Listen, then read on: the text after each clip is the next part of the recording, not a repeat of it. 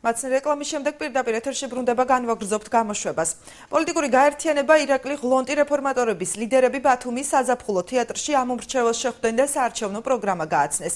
ქალაქის ურბანული განვითარების გეგმის შემუშავება, სოციალური სახლების მშენებლობა, შეზღუდული შესაძლებლობის მქონე პირებისათვის ადაპტირებული გარემო და გაუმჯობესებული ჯანდაცვის პროგრამები. მერობის კანდიდატი დავით დიასამიძე ბათუმელებს ჩამოთვლილი პროგრამების განხორციელებას და ქალაქის თვითმმართველობაში რეორგანიზაციის ჩატარებას პირდება. პოლიტიკური პარტიის სიაში გენდერული ბალანსი დაცულია და იგი ასე გამოიყურება. მირზა სანიკიძე, ქეთევან ბოლქვაძე, რუსუდან შავიშვილი, მაია მურუსიძე და დავით სანიკიძე. შეხვედრას პარტიის ლიდერი ირაკლი ღლონტიც ესწრებოდა. ვიყავი ბათუმში. ძალიან მოხარული ვარ, ძალიან ბედნიერია რომ აჭარაში ნახე ადამიანები თვალებანთებული, რომლებიც მზად არიან ჩვენთან ერთად შეცვალონ რეალობა.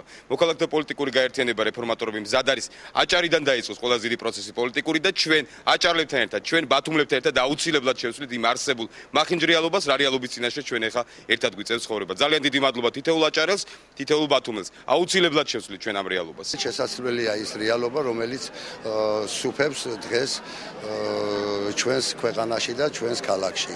ჩვენი ძირითადი მიმართულება შევცვალოთ რეალობა და ჩვენ ხალხთან ერთად, მათ ჩართულობასთან ერთად ვაშენოთ და ავაღორძინოთ ჩვენი ქვეყანა და პირველ რიგში ჩემი დიდი პასუხისგებლობა შეუქმნა ის მომავალი ნათელი გზა ჩემს ბათუმელებს, რომელიც მონატრებული არიან ბოლო 10 წლის განმავლობაში.